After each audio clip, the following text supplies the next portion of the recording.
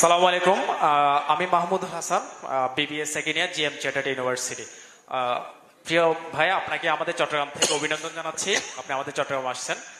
আমার যে কোশ্চেনটা সেটা হচ্ছে কি, আপনি দেখলাম ছাত্রছাত্রীদেরকে নিয়ে বা শিক্ষা ব্যবস্থাকে নিয়ে খুব বেশি গুরুত্ব দিচ্ছেন। তো আমার যে দুঃখের বিষয়টা সেটা হচ্ছে কি, প্রতিটা নাগরিকের তো আপনার বার্থ সার্টিফিকেট বলেন, পাসপোর্ট বলেন এবং আইডি কার্ড পাওয়া একটা নাগরিকত্ব অধিকার।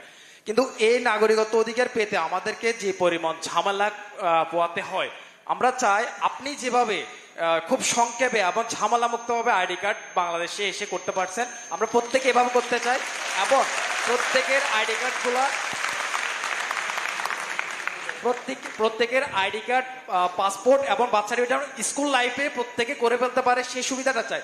আর বিশেষ করে আইডি কার্ডের সব ভুল এবং হচ্ছে ছবি, আপনি যদি আইডি কার্ডের ছবির দিকে তাকান, আমরা যদি কোনো ইউরোপীয় অ্যাম্বাসিতে যাই তখন আমাদের দিকে একবার তাকায়, আমার পাসপোর্ট এবং এনআইডি কার্ড দিকে 10 বার তাকায়।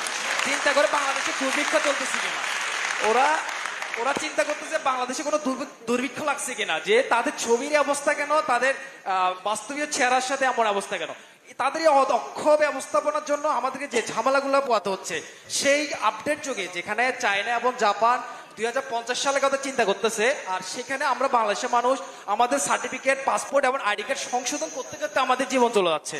তো এইখানে আপডেটটা কি করবেন, আমাদেরকে একটু এই বিষয়ে একটা আপডেট করবেন। আর হচ্ছে বাংলাদেশে যে সমস্যাটা আমরা মেন ফেস করি সেটা হচ্ছে কি, ভেজাল মুক্ত খাবার। আর আপনি দয়া করে আপনার ক্ষমতা আসলে এই খাবারকে ভেজাল মুক্ত করার জন্য কি করবেন, যে ফরমালিন মুক্ত আচ্ছা, হঠাৎ আইডি কার্ড থেকে একদম ভেজাল, একদম ভেরি কন্ট্রাস্ট কোয়েশ্চেন। এনিওয়ে, আপনি যেটা প্রথমে যেটা বললেন, হ্যাঁ, আনফর্চুনেটলি বা ফর্চুনেটলি আলহামদুলিল্লাহ আমার পক্ষে খুব ইজি হয়েছে কাজটা করতে। না, আমি অস্বীকার করছি না, তো আমি স্বীকারই করছি আপনাদের সামনে। বাট এটা প্রসেসটাকে ইজি করতে হবে, আর প্রসেসটাকে ইজি করতে হলে জিনিসটাকে যত ডিজিটালাইজ করতে পারবো আমরা উইথ সাম কারেকশনস, আমার কাছে যেটা মনে হয়, তাহলে আপনি ঘরে বসেই জিনিসটাকে করতে পারবেন। পৃথিবীর বিভিন্ন দেশে যেটা সম্ভব হচ্ছে, কোথাও আপনাকে আর যেতে হচ্ছে না। আপনার কাছে যদি আপনার নিজস্ব কম্পিউটার থাকে, আপনার স্মার্টফোন থাকে, তাহলেই আপনি করে ফেলতে পারবেন কাজটা। সো আমরা পুরো সিস্টেমটাকে আমাদের যেখানে যেখানে এরার্স আছে সেগুলোকে আমরা কারেকশন করবো, বা কারেকশন করার উদ্যোগ আমাদেরকে নিতে হবে। আপনি যেটা বলেছেন, ইউ আর ভেরি রাইট। অনেককে অনেক হ্যাসেল পোহাতে হয়। আমি করে মানে আমার ওই এনআইডি কার্ড করে আসার পরে সোশ্যাল মিডিয়াতে দেখলাম কেউ একজন যোগ করে দিয়েছে যে আমি গিয়ে কমপ্লেন করছি, আরে ভাই আমার নাম তারেক লিখে দিয়েছে বারেক।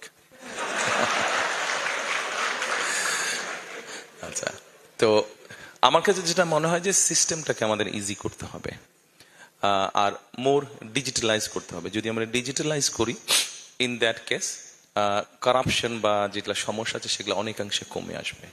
এটা গেল একটা। আপনি যেটা বলেছেন ভেজালের বিষয়টা, এই বিষয়টা যদি ঠিক করতে হয় তাহলে আমাদেরকে আমাদের কনসাস ঠিক করতে হবে, এবং এটা সরকারের একার কাজ না, এটা আমার, আপনার, আমাদের সকলের কাজ। এটা আমাদেরকে সকলকে মিলেই করতে হবে। অন্যায়ের বিরুদ্ধে প্রতিবাদ করতে হবে। আপনি যেটা প্রিজারভেটিভের কথা বলেছেন, ফরমালিনের কথা বলেছেন, নিশ্চয়ই আপনি জানেন একটা খাবারে নর্মালি একটা সার্টেন পোর্শনের একটা প্রিজারভেশন বা প্রিজারভেটিভ দেওয়া হয়। এটা সব খাবারই দেওয়া হয়, এটা বিদেশে দেওয়া হয়। আমাদের দেশে যেটা হচ্ছে, যারা অসৎ ব্যবসায়ী তারা অতিরিক্ত বেশি দিয়ে দেয়, অথবা তাদের ধারণা নেই, এবং সেই জন্যই জিনিসটা তখন পয়জন হয়ে যায়। তো আমাদেরকে মোট কথা এই জিনিসটাকে যদি বেরিয়ে আসতে হয়, এখানে আমাদের সবাইকে এগিয়ে আসতে হবে। একটা বিষয় আমি আপনাদেরকে বলি, সেটা হচ্ছে একটা দেশ কিন্তু শুধু একটা সরকার গড়ে তুলতে পারে না। একটা দেশকে সকলে মিলে গড়ে তুলতে হয়। আপনার নিজের ফ্যামিলিতে যেগুলো রুলস, রেগুলেশন, ট্রেডিশন আছে, ঐতিহ্য আছে, শুধু কি আপনার বাবা এবং মা মিলেই কি সেটা ঠিক রাখতে পারে? না। আপনাদের প্রত্যেকের, আপনার যত ভাই বোন আছেন, আত্মীয় স্বজন আছেন, আপনাদের প্রত্যেকের পার্টিসিপেশনই কিন্তু আপনার ফ্যামিলির ট্রেডিশন বা ঐতিহ্য বা যা রুলস রেগুলেশন আছে সেগুলো আপনারা ঠিক রাখেন। কাজে আমাদের সকলকে মিলে করতে হবে। আমাদের বিভিন্ন বিষয়ে ডিফারেন্স অফ ওপিনিয়ন থাকতে পারে, আমরা আলোচনা করব, কিন্তু ভেজাল, এটাতে তো কোনো ডিফারেন্স ওপিনিয়ন নাই। আমরা সবাই নির্ভেজাল খাদ্য খেতে চাই, এরপরে তো কারো কোনো মতামত, এখানে রাজনৈতিক কোনো ডিবেট নেই, এটা একটা নর্মাল ব্যাপার, প্রত্যেক মানুষের চাহিদা। কাজে এরকম যেগুলো বিষয় আছে এখানে সকলকে এগিয়ে আসতে হবে।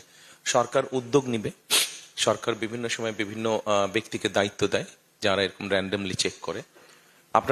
আপনাদের মতন ইয়াং যারা আছে তাদেরকে এগিয়ে আসতে হবে, ওই সকল ব্যক্তিদেরকে যারা সঠিকভাবে কাজ করছে তাদেরকে সহযোগিতা করা। ঠিক আছে?